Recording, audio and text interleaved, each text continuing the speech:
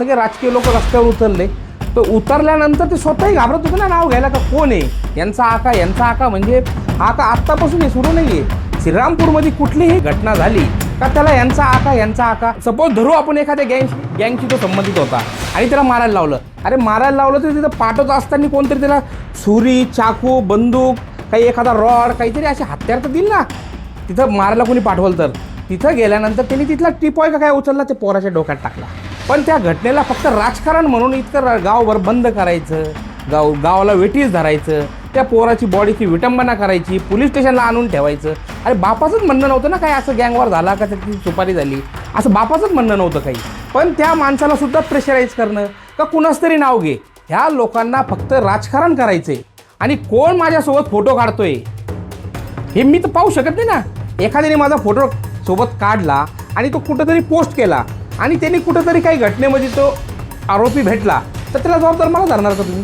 अतिरेकी यांना चालतात, पण कुठला तरी माणूस गुन्हेगारी क्षेत्रातून येऊन धर्माचं काम करत असेल तर तो माणूस यांना कायम गुंड वाटतो. 4 वर्षात माझ्यावर कोणता गुन्हा दाखल झाला एक सांगायचं माझ्यावर. जे गुन्हे दाखल झाले ते माझ्या भाषणावरचे, जिथे इथं भाषण केलं त्या भाषणाचे गुन्हे, इतर माझ्यावर कुठलाही गुन्हा नाही आहे. मोर्चा ठेवून फक्त एखाद्या माणसाला बदनाम करायचं काम हे पुन्हा शिकायचं असेल तर या काँग्रेसवाल्यांकडून. जे लोक सगळे एकामेकाला राजकारण इलेक्शन कुठलं आलं तर सगळे एकामेकाला शिव्या देतात, पण कुठंतरी माझं नाव जोडलं कुठल्या घटनेशी तर सगळे भामटे एकत्र येतात. आणि तीच परिस्थिती श्रीरामपूरची झाली.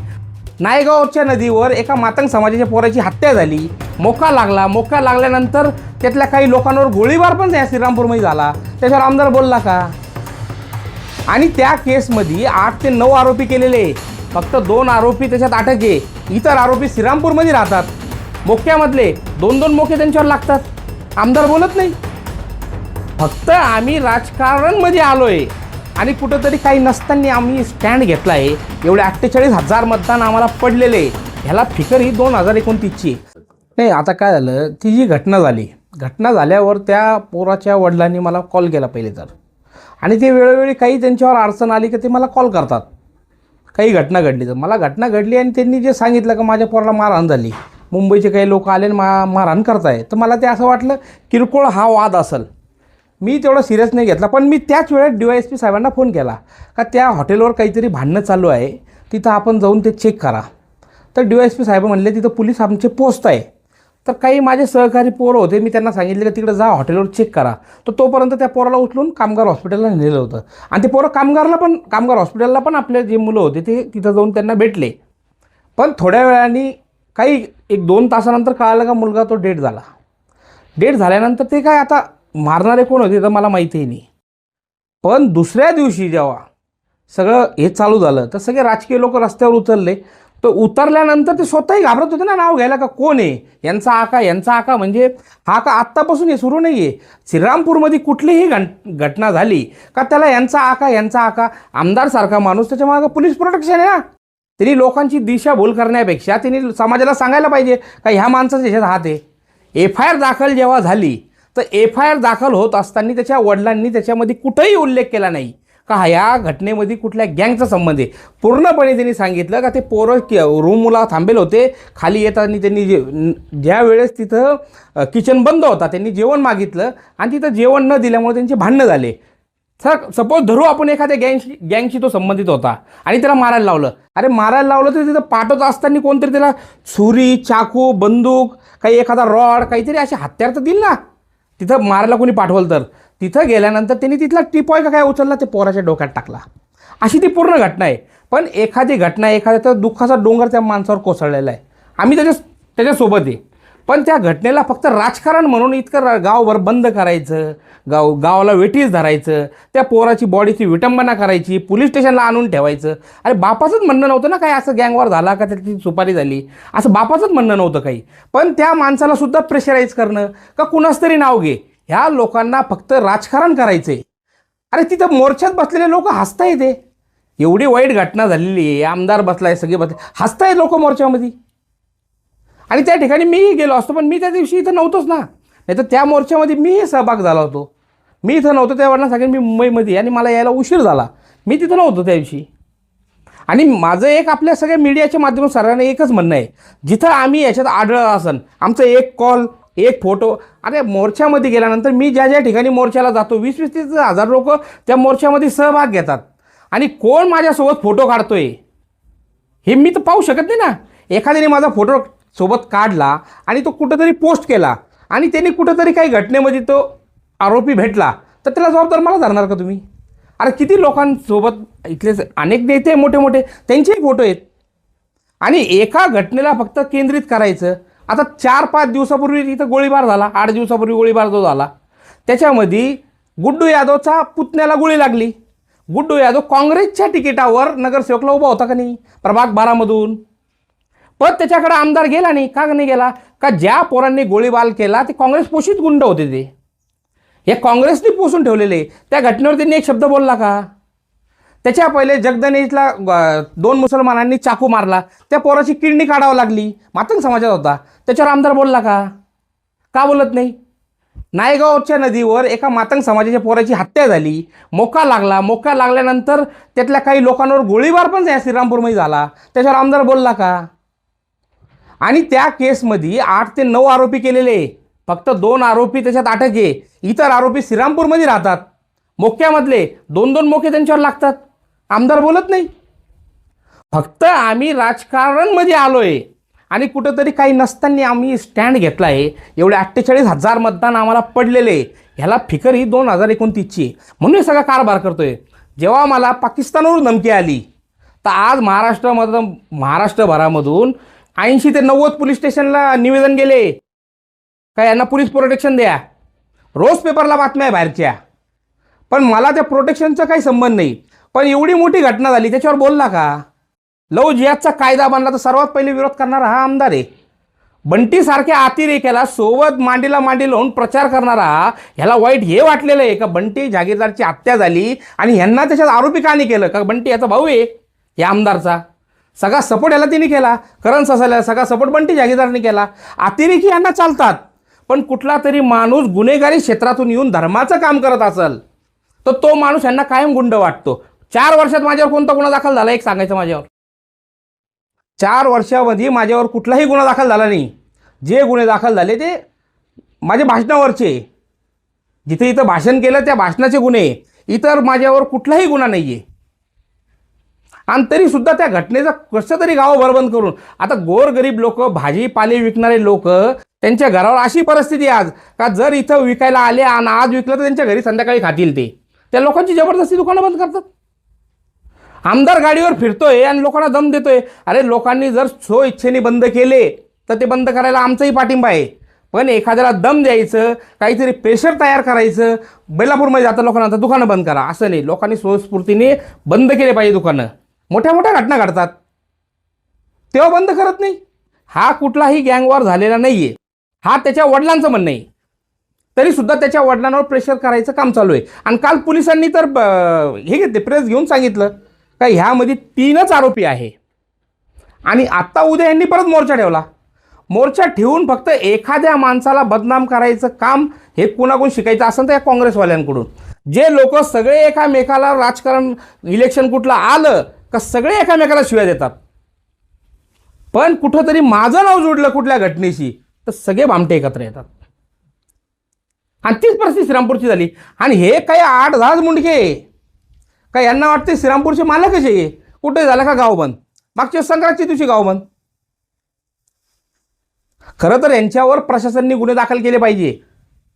यांना प्रशासनाने डोक्यावर घेतल्यासारखं आहे, काही हे बोलतील आणि काही होईल. त्या मोर्चामध्ये कुठं ते परिवारचे लोक आहेत का? हेच उड्या मारते, कुठे खुर्च्या टाकतात, कुठेही बसतात आणि गाव बंद. दुबैया यांची एक व्हिडिओ क्लिप व्हायरल झाली. त्यावेळेस दुबैया यांनी घटना घडत असताना किंवा घटनाच्या वेळेस तुम्हाला फोन केला. ती व्हिडिओ क्लिप आता, ऑडिओ क्लिप आता व्हायरल झाली आहे.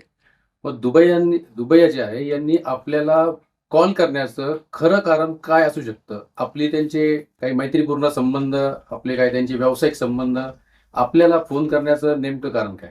नाही, त्यांचे माझे संबंध आहे, एवढे माझे जास्त संबंध नाही. मागेही त्यांचा हॉटेलच्या वरून एका मुलाशी वाद झाला, तो गुन्हा दाखल होत होता. त्यांनी मला कॉल केला. मी साहेबाला म्हणलो जर ते होत असेल, तिथला वेटर दारू पिलेला होता, काहीतरी उलटा बोलला, त्यांनी काहीतरी 2-3 चापटी त्याला मारले होते. मी त्याला सांगितलं नका करू साहेब दाखल, ते होऊन जाईल. तर त्याला काहीतरी विश्वास आला असेल का यांना फोन केला तर मदत भेटेल, त्या विश्वासाने त्यांनी मला फोन केला. त्याच ठिकाणी त्यांनी आमदारला का फोन नाही केला, कुठल्या खासदाराला का फोन नाही केला, मलाच का फोन केला त्यांनी? आणि ते तरी माझे ऑटो रेकॉर्ड होता म्हणून माझ्याकडे ती रेकॉर्डिंग भेटली. कदाचित मी त्या दिवशी फोन उचलला नसता आणि रिटर्न त्याला फोन लावला असता तर एखादा म्हणला असता त्याला धमकवलंच, ते झालं असतं. नुकतंच आता श्रीरामपूर शहर पोलीस स्टेशनने वॉर्ड नंबर 7 सरस्वती कॉलनीमध्ये एका अपार्टमेंटमध्ये रात्री उशिरा कारवाई केली. त्याच्यामध्ये काही आक्षेपार्ह फोटो, डॉक्युमेंट्स बरोबरच एक गावठी कट्टा आणि 2 काडतुसं सापडले. आणि त्याच्यामध्ये सोनू बेग, त्यानंतर एक श्रद्धा नावाची मुलगी आणि एक अजून एका मुलावरती गुन्हा दाखल झालाय. त्या प्रकरणाबद्दल तुम्ही काय सांगा? नाही, ते घटनेचं मी रात्री तिथं नव्हतो, पण ज्यावेळेस पोलीस माझ्या समोरून गेले तर कुठल्याही घरात घुसायच्या आधी कोर्टाचा वॉरंट लागतो, कोर्टाची परवानगी लागते. त्यांनी काल तो जी कारवाई केली, कुठलाही सरकारी पंच सोबत न घेता दरवाजा तोडून मध्ये एंट्री केली आणि ते सांगता भेटलं. हे पोलिसांचं म्हणणं आहे. त्याचे कुठंही त्यांनी त्या घटनेची रेकॉर्डिंग केली नाही. जर तुम्हाला माहिती, तुम्हाला तिथे सर्च करायचं आहे तर ते घर कुणाचं आहे त्याला घेऊन चावी बनवून तुम्ही ती रेकॉर्डिंग करायला पाहिजे होती. ते तसे घुसले आणि त्यांचं म्हणणं आहे तिथं वेपन भेटलं. आणि हे कुठंतरी बदनाम करायचं काम चालू आहे. माझ्याकडं अनेक रेकॉर्डिंग आलेले आहे, मी ते योग्य वेळी देणार आहे. याच्यात मोठ्या मोठ्या नेत्यांचा हात आहे. ज्या नेत्यांनी हे सगळं रचलेलं आहे त्या अनेक लोकांची माझ्याकडे रेकॉर्डिंग आल्या. अनेक पोरींकडे हे जाऊन सांगताय का तुम्ही यांच्यावर बलात्कारचे गुन्हे दाखल करा. त्या सगळ्या पोरींशी माझा संपर्क झालेला आहे. त्या पोरींनी सगळ्यांनी व्हिडिओ बनवले आणि त्या सगळ्या पोरी पोलीस स्टेशनला हजर होऊन सांगणार आहे का त्यांच्याकडे कोण कोण जात आहे आणि यांच्यावर बलात्कारचे गुन्हे दाखल करा. हे सांगता हे सगळं मी उघड करणार आहे. तुम्ही आकाश दुबैया या तरुणाच्या हत्येशी तुमचा एकतर तुमचा किंवा तुमच्या लोकांचा संबंध नाहीये असं तुमचं म्हणणं आहे. जाणीवपूर्वक तुम्हाला या सगळ्या याच्यात गोवलं जात आहे हे सगळे प्रकरण? प्रयत्न चालू आहे गोवायचा. काय झालं, एकदा माणसाचं नाव लागलं गुंड का त्याला जोडायचं ना त्याच्याशी. तर मी काय म्हणतो, कुठंतरी अशी लिंक जोडून द्यायची का त्या पोरांचा माझा 1% सुद्धा संबंध असेल, अशी लिंक तरी जोडून द्यायची ना, का ज्यांचा माझा काहीतरी संबंध आहे त्याच्यात. उगाच फक्त गाव बदनाम करायचं.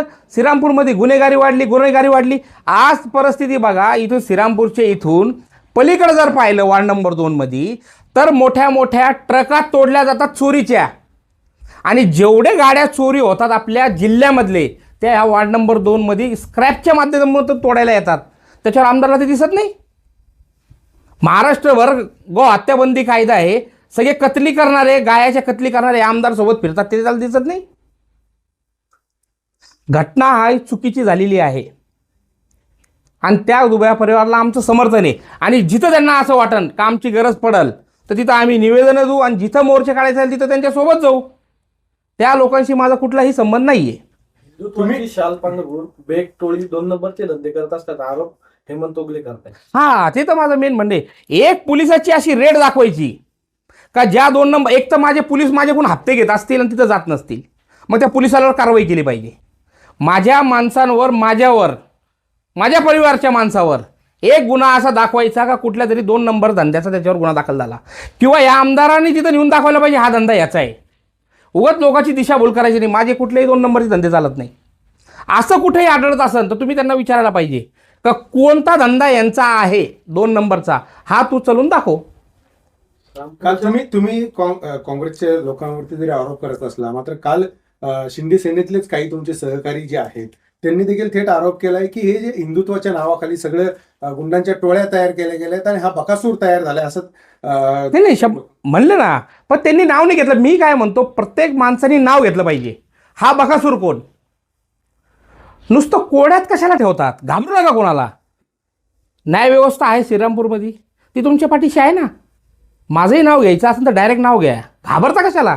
सगळे नाव घ्यायला पाहिजे. आणि हा पहिला मोर्चा आहे का ज्या वेळेस श्रीरामपूरमध्ये कुठलीही घटना होईल आणि कुठला तरी ओळखी पाळखीचा माणूस त्याच्यात भेटला काही कोड्यात बोलतात, श्रीरामपूरच्या मुली जबरदस्ती उचलून नेतात, त्याचा बलात्कार होतो.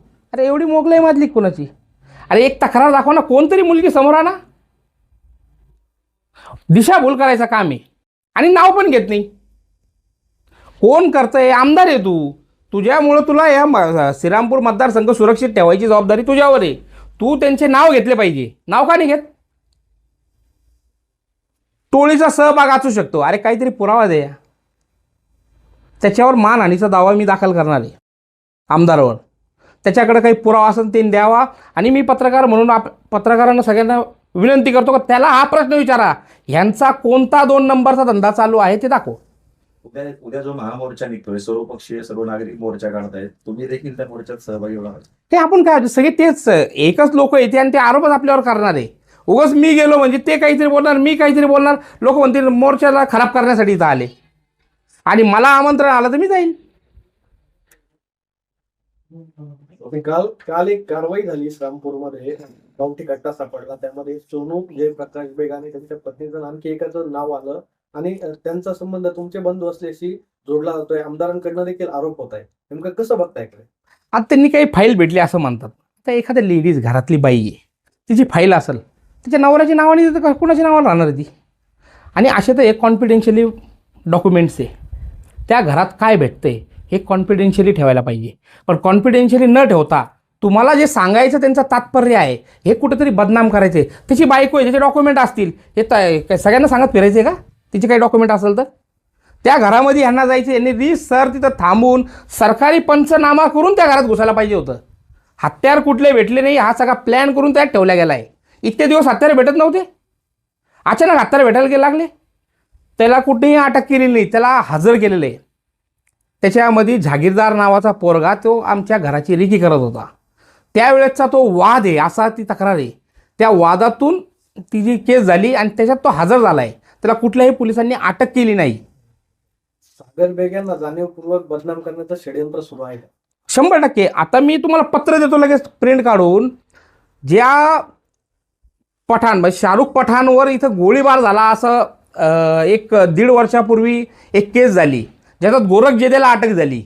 त्या केसमध्ये मी 1.5 वर्षापूर्वी अधिकाऱ्यांना पत्र लिहून दिलेलं आहे. पत्र का ह्या केसमध्ये आमच्या गोरखचा संबंध नाही आहे आणि त्याची रिसिप्ट कॉपी माझ्याकडे आणि DVR CDR सगळं त्यांच्याकडे जमा आहे. त्यांचं म्हणणं असं आहे जे मागचे अधिकारी होते त्यांनी तो लॅबला पाठवला नाही. तर ही चूक आमची का त्यांची आहे? 1.5 वर्षामध्ये तो 2दा जेलमध्ये जाऊन आला. ॲडिशनल SPने त्याच्यावर चॅप्टर केस केली. त्या दिवशी त्यांना दिसलं नाही का हा फरार आहे? ह्याच दिवशी का अटक करायची? हा सगळं ठरवून चालू आहे. आणि जो बडा नेता ह्याच्यात आहे त्याचे पूर्ण पुरावे माझ्याकडे आहे. आत्ताच सगळं ठरवून एक खट्टी मी परत प्रेस घेऊन तुमच्या समोर सगळ्या पुरावे आणणार आहे. सागर बेग जोपर्यंत इथे नव्हते त्याच्या अगोदर देखील अनेक टोळ्या इथं होत्या, गुन्हेगारी होती, त्यावेळी वेळी अनेक घटना घडायच्या. सागर बेग आल्यानंतर कुठेतरी इथल्या नेत्यांची कमी झालं का त्या, किंवा त्या गुन्हेगार कमी झाले आणि तुमच्यावर वचक नाही म्हणून तुम्हाला हे सगळं गोवलं जातं?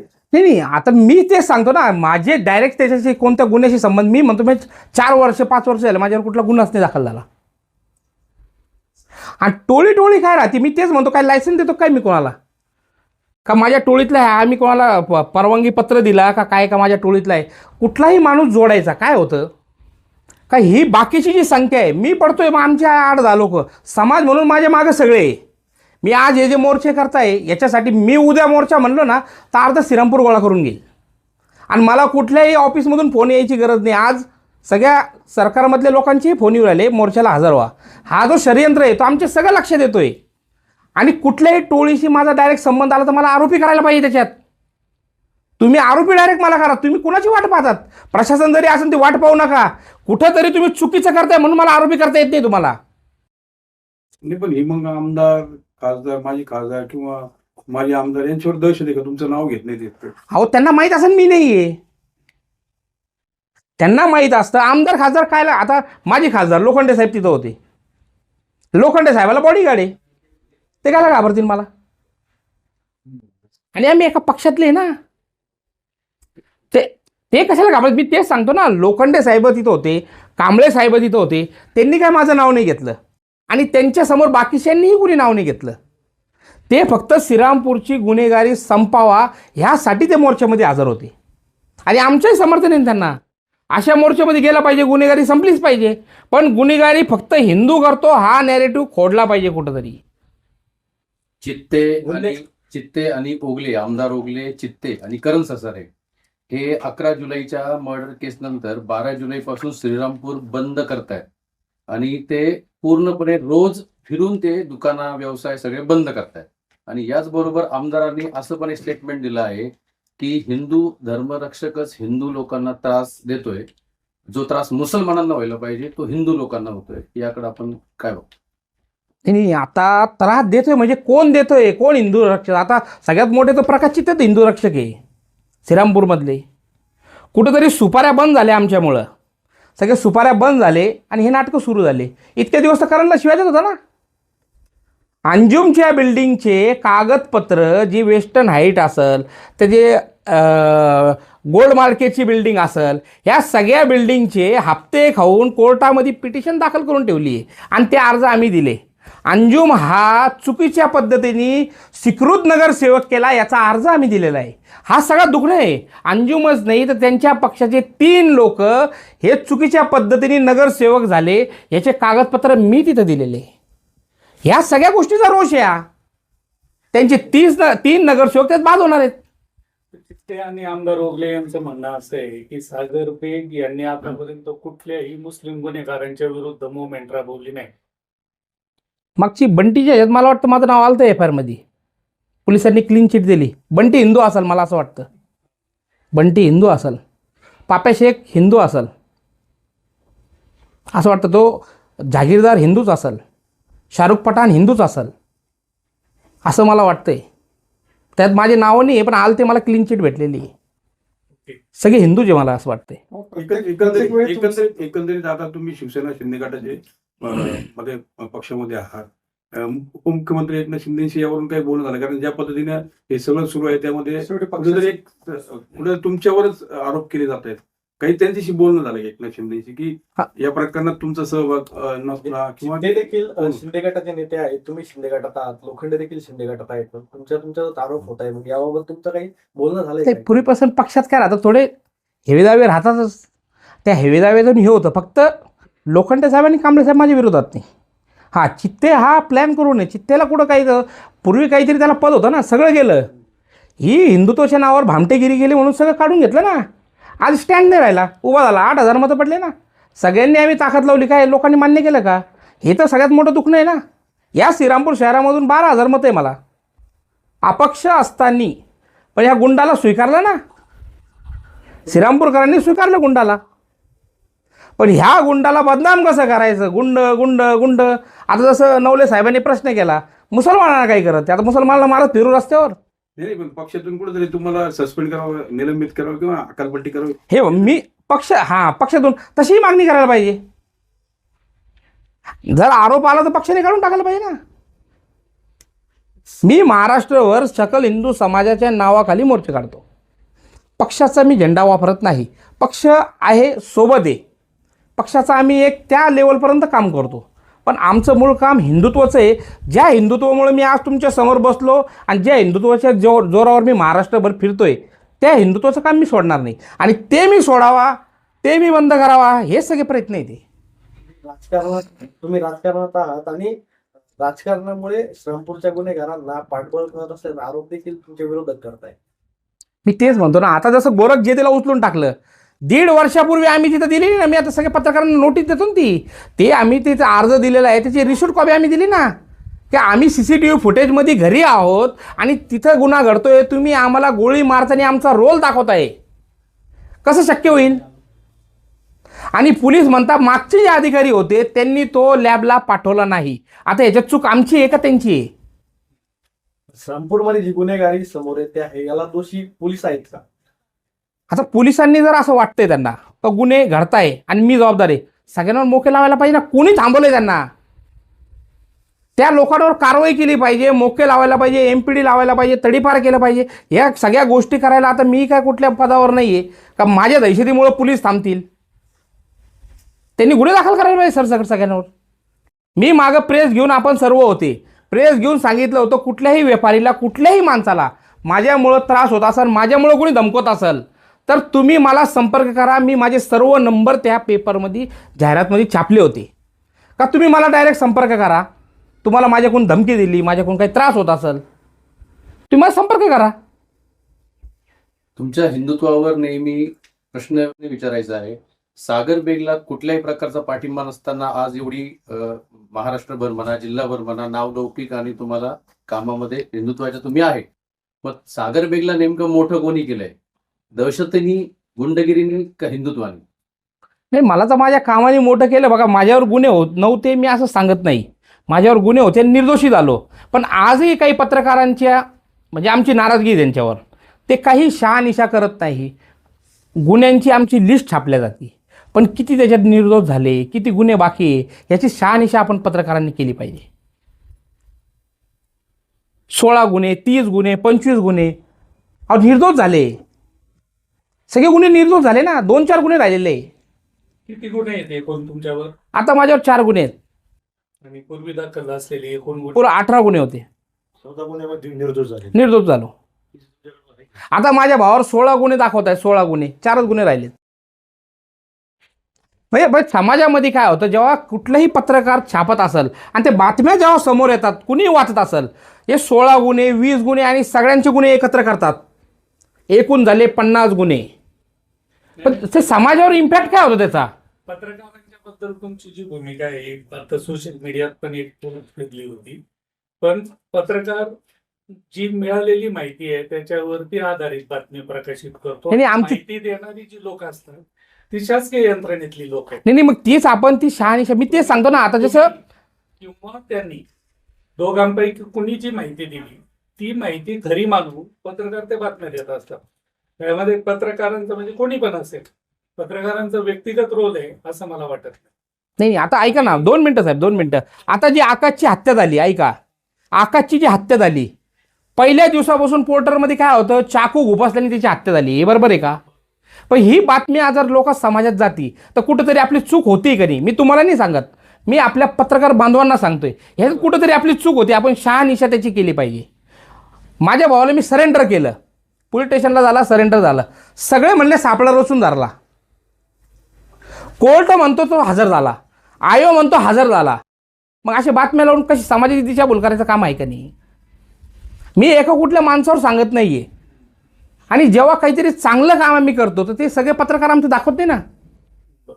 एकंदरीत आता आपण भैया, सांगितलं तुम्हाला की गुन्हेगारी- एक मिनिट, मारहाण झाल्यावर, अपहरण झाल्यावर, कोणी खंडणीची धमकी दिल्यावर तुम्हालाच फोन काय येतो? म्हणजे नेमकं तुमचंच नाव नाही मी नाव नेमकं काय? हे मग तेच म्हणतो ना, सगळे कोण जोडून बदनाम कसं करायचं यांना. आणि मी पूर्वीपासून सांगतो का माझ्यावर कुठलाही गुन्हा दाखल झाला तर मी फोन बंद करून गायब होणारा माणूस नाहीये. बंटी जागीरदारची केस जेव्हा झाली तर मी माझ्या घरी होतो. मला ज्या वेळेस पोलीस स्टेशनला चौकशीसाठी बोलवलं मी त्या टायमाला पोलीस स्टेशनला हजर होतो. ज्यावेळेस FIR मध्ये नाव आलं तर मी तर कन्फर्म झालो ना मी आहे त्याच्यात, तरी सुद्धा मी तिथं हजर होतो, चौकशीला हजर होतो, सगळीकडे हजर होतो. जिथे असं कुणालाही वाटेल प्रशासनाला का मी त्याच्यात दोषी वाटतोय, मला अटक करायची आहे, मी समोर येईल. आता घटना झाली, मी आहे ना इथंच. पण मी काय कुठला अतिरेकी नाही. माझ्या घरचं सर्च काढणं, QRT बोलणं, ते करणं, एवढे मला पाकिस्तानमधून धमकी येत आहे. इथले जिहादी माणसं त्यांच्या संपर्कात आहेत, त्यांचे घराचे झरत्या घेणं दिलं सोडून आणि माझे झरत्या घेता. पाकिस्तानचं शहजाद भट्टी प्रकरण आता ताजं आहे. तुम्हाला 2दा पाकिस्तानवरनं बसलेल्या व्यक्तींनी व्हिडिओद्वारे धमक्या दिल्या. त्याच्यामध्ये ATSनी पण काही श्रीरामपूरमध्ये कारवाई केल्या, बरेच त्याच्यामध्ये उलगडा झाला. छापेमारी पण झाली बऱ्याच ठिकाणी. याविषयी काय तुम्ही सांगा? 102 आरोपी त्याच्यात धरले महाराष्ट्रभरातून. छत्रपती संभाजीनगरमध्ये जे लोक धरले त्यांच्याकडे गन मशीन भेटले, 5 कोटी कॅशही भेटला, असं मीडियात आलंय. हे 102 धरले त्याच गँगची संपर्कात होते जे लोक मला धमकी देत होते. हे सगळे त्याच्याच संपर्कात होते. आणि मी प्रशासनाला पूर्वी इथे सांगत होतो, 2 मिनिटांनंतर घेणार. मी त्यावेळेसही ते सांगितलं होतं का प्रशासनाने व्यवस्थित कारवाई करायला पाहिजे. ज्या वेळेस महाराष्ट्रभरातून 80 ते 90 निवेदन आले त्यानंतर लोकांना उचलल्याने 102 लोक ताब्यात भेटले ना. मी हा विषय मला धमकी दिली म्हणून मी सांगत नाहीये. हा विषय आपल्या महाराष्ट्राच्या सिक्युरिटीचा आहे. जर ह्या लोकांनी कुठून तरी बॉम्ब आणला आणि कुठंतरी ठेवून दिला, आज हे डायरेक्ट त्या शहजाद भट्टीच्या संपर्कात आहे. पहिलेच या महाराष्ट्रात का हे जिहादी गद्दार कमी आहेत का? 102 लोक त्याच्या संपर्कात होते. म्हणजे आता हे जे रेकॉर्डवरचे जे संपर्कात होते आणि पोलिसांना भेटले, पण हे लोक कुणाच्या संपर्कात होते हे सगळं निघलं पाहिजे ना. कोणतरी माणूस डायरेक्ट पाकिस्तानीच्या संपर्कात असताना माझ्या घरापाशी येतो आणि व्हिडिओ रेकॉर्डिंग करतो आणि निघून जातो, आणि तोच व्हिडिओ ते पाकिस्तानवाला त्याच्यावरून त्याच्या पोस्टवरून टाकतो. पाकिस्तानच्या कुठल्या लोकांनी किंवा टेररिस्ट किंवा कोणी तुमच्या घराची रेकी केली किंवा तुम्हाला जे व्हिडिओ किंवा कॉल केले किंवा व्हिडिओ आले तुमच्याकडं, तुम्हाला काय वाटतं कोण आहे? अहो सगळे पाकिस्तानी ना, आणि सगळे त्यांच्यावर आता जे कोणी त्याच्यात सामील आहे? भेटले नाहीतले. 5 लोक वार्ड नंबर 2 मधले उचलले होते ATSनी. 5 लोक जे मुसलमान उचलले ते सगळे काँग्रेस पोषित आहे, सगळे काँग्रेसच्या संपर्कातले लोक आहे. तुम्हाला जे धमक्या आल्या किंवा काय आल्या याच्या अगेन्स्ट आपण काही पोलीस स्टेशनमध्ये FIR केली किंवा? मी नाही गेली. तिथं राहणाऱ्या माणसांनी जो तिथं राहतो त्यांनी पाहिलं हे बिल्डिंगचा आपले फोटो आहे आणि व्हिडिओमध्ये तो सांगतो याला बॉम्ब निवडून टाकू. मग तो घाबरला, त्याची मुलं बाळ राहतात, तो गेला पोलीस स्टेशनला तक्रार केली. मी काही सिरियस नाही घेतलं त्याला. तो गेला, तिने तक्रार केली आणि त्यात तिने तक्रार दाखल केली ना, असंच झालं. मग त्याच्या तक्रारीवर 2 धरले ते अल्पवयीन निघले. पण अल्पवयीनला मोबाईल दिला कुणी? अल्पवयीनकडे मोबाईल दिला, अल्पवयीनला गाडी दिली. काहीतरी कायदा पास केला ना आता का अल्पवयीन मुलगा जर गाडी चालवत असेल तर त्याच्या बापावर गुन्हा दाखल करा. पण तशी कारवाई नाही झाली, कारण धमकी मला आली ना. ती मला धमकी आली म्हणजे मोठी कारवाई करायची, म्हणजे सागरबेग फेमस होऊन जाईल. कारवाई करायची नाही ती याच्यात. एकंदरीत आपण आता जे बोलले की तुम्ही देखील गुन्हेगारीच्या विरोधात आहे, मग नेमकी श्रीरामपुरात गुन्हेगारी टोळ्या कोणाच्या आहेत आणि कोण गुन्हेगारी पोचतो? नाही, मी हेच सांगतो ना, ज्या माणसाला हे सगळा अभ्यास आहे, आमदार आहे ना, तू सांग ना सगळ्यांची नावं. एकच बेकटोळी बेकटोळी बेकटोळी. अरे बेकटोळीचे सदस्य सांग, कोण याच्याशी निगडीत आहे, त्यांचे कॉल आहे का, कुठंतरी भेटले का, कुठंतरी प्लॅन झाला का? असे लोक असतील तर आम्हाला आरोपी करा ना. भाजपच्या एका महिला नगरसेवकाकडनं ठिय्या आंदोलन जे पोलीस स्टेशनमध्ये झालं त्याच्यामध्ये असं सांगण्यात आलं की आता टोपीधारक लोकांकडनं हिंदूंना भीती नाहीये, आता भगवाधारी लोकांकडनंच हिंदूंना भीती आहे. ते त्या मोर्चामध्ये पाहिले की ते टोपी धारक आणि दाढी धारक होते त्या दिवशी. ते जे केलं ना त्यांनी, आणि जेवढे आहे असा तिथं कोणता माणूस त्याचे 2 नंबर धंदे नाही आहे. मटके त्यांचेच आहे ना, मटके त्यांचेच चालतात, बिंगो त्यांचेच चालतात, आहे ना त्याचे संबंधित सगळे.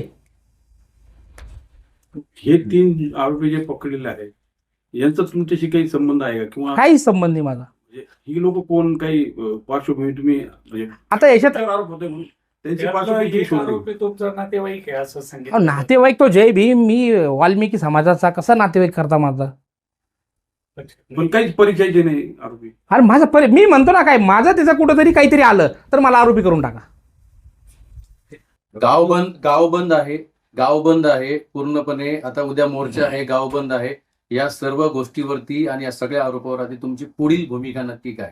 नाही, आता उद्या जर गाव उघडलं नाही, आतापर्यंत आम्ही शांततेची भूमिका घेत होतो.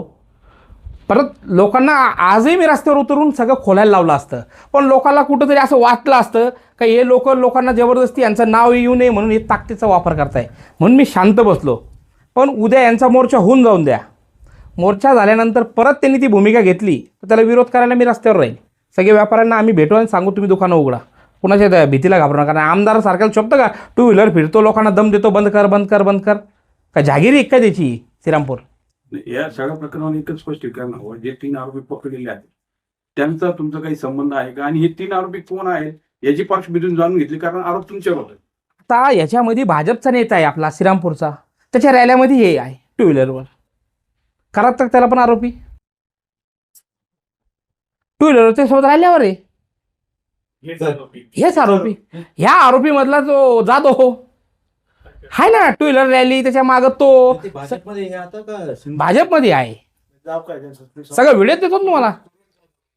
नाही आता जे तुम्ही जे नेते गोरखचं नाव घेतात, गोरख पण सगळेच लोक भाजपच्या गाड्यावर वाढदिवस साजरे करायला एकामेकाचे फोटो लावले, तेव्हा कोण नाही बोलणार त्याच्यात?